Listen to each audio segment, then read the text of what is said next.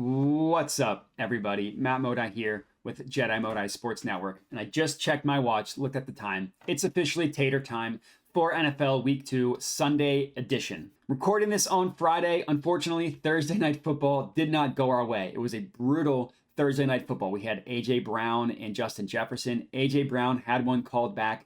Justin Jefferson fumbled at the 1 yard line as he was about to score. Doesn't matter, goes down in the record books as an 0-2 night. Down 2 units, brings our total loss on the Tater time specifically to be about just under 3 units. Hopefully, we can make some of this back on Sunday. As for Sunday, I have 5 for you guys that I really liked. Loved the slate on Sunday.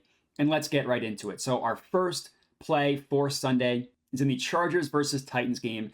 And we're going to go with Derrick Henry anytime touchdown, plus 100 odds at Barstool. So I know that specifically on offense, the Titans did not look great last week, 100%. But the Chargers defense is terrible, and the Saints defense, who the Titans played, pretty good. That Chargers defense got lit up by the Dolphins. Now, I'm not going to sit here and tell you that the Titans offense is the Dolphins offense, not even close. But what I will say is that the Dolphins offense isn't necessarily known specifically for their rushing prowess, and the Chargers, part of their pitiful defensive performance last week was their rushing defense, according to DVOA, which I know that advanced stats are always a little bit wonky at the beginning of the year, but regardless, according to DVOA, the Chargers had the 4th worst rushing defensive performance last week. So for this week, the Titans gonna lean more on the ground game. I think that they're going to be able to out physical the Chargers, who have always been a little bit of a softer team in terms of their playing style. They've been able to get bullied around.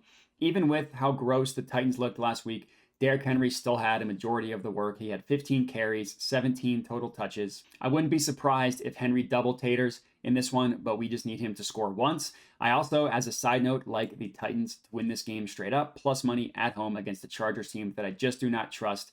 Love Derrick Henry to get into the end zone for us on Sunday, cashing our first play. Next up in the Commanders versus Broncos game, we're going to go with Javonte Williams anytime touchdown, plus 190 odds, also at Barstool. So part of my process for Tater Time is to choose one player in each slate of games. So 1 p.m., 4 p.m. in Sunday Night Football, at least one. And now I didn't love the 4 p.m. slate, so I'm just going to have the one. It's going to be Javonte Williams, who's definitely my favorite of the slate, obviously, which is why I'm going with him.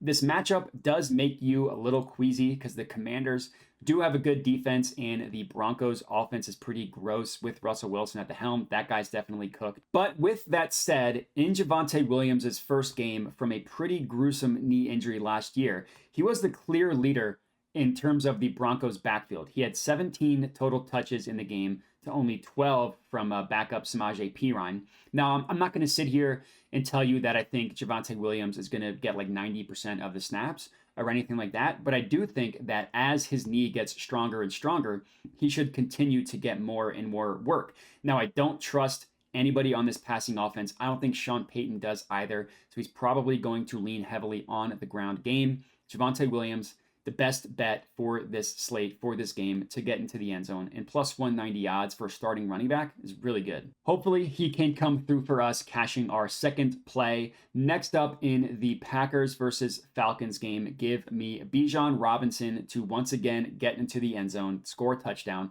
plus 145 odds at Barstool. Sure, yes, the concern here is that Tyler Algier stole some of the red zone work, especially inside like the 5 yard line. For the Falcons, Algier scored twice, Bijan scored once.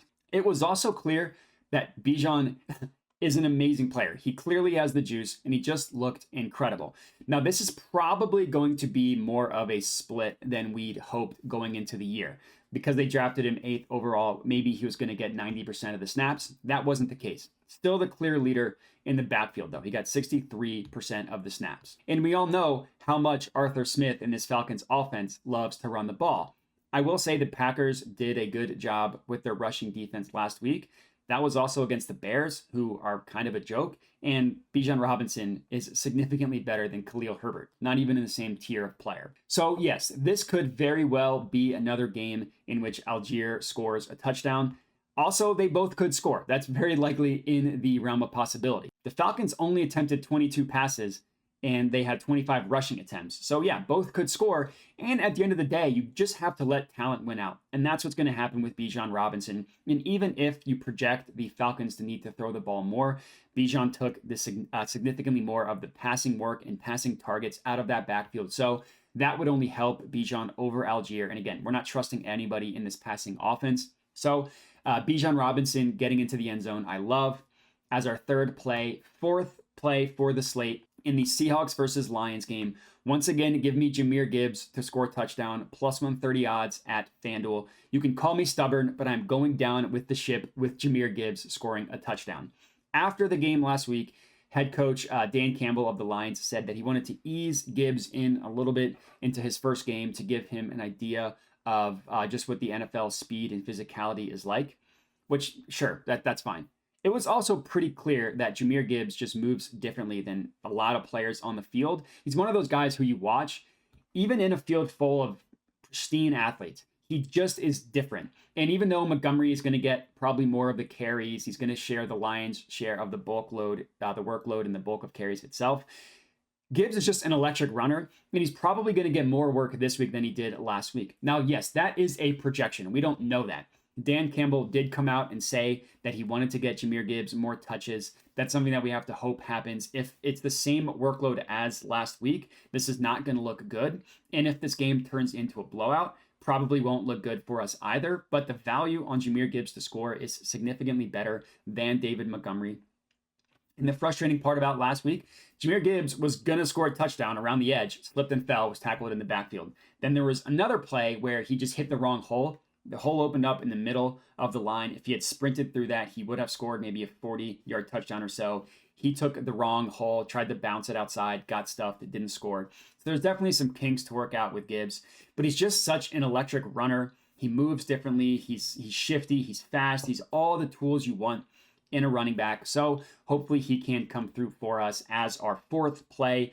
And our fifth and final pick of the slate of the evening. This is going to be in the Sunday night football game. Give me Rhamondre Stevenson to score, plus 130 odds at Caesars. So again, it's only been 1 week, so the advanced stats are going to be a little bit wonky. But the Dolphins literally had the worst defensive rushing performance in the entire NFL last week, according to DVOA, against that Chargers team. Now, last week was not a week where the Patriots were able to get their running game going, but the Eagles defense, who the Patriots played last week, significant, and especially their defensive line, I should say, significantly better than the Dolphins. And that proved to be the case even last night, Thursday Night Football. The Eagles shut down the Vikings running game. So the guess here is that the Patriots are going to lean heavily on Rhamondre Stevenson. He's definitely their best offensive weapon. The guess here is that they're also going to have a lot more success doing so this week than they did last week.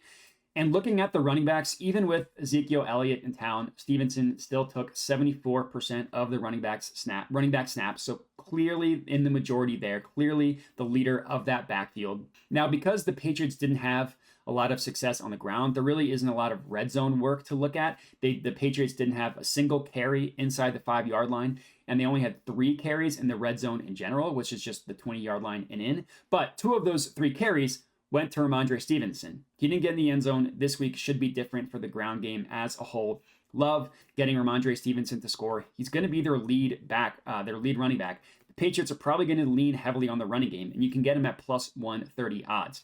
Really good value here. And that rounds it out. 5 anytime touchdown picks for you guys on Sunday. If you're riding with me, if you're tailing, comment and let me know. I apologize for the slow start. Let's turn it around.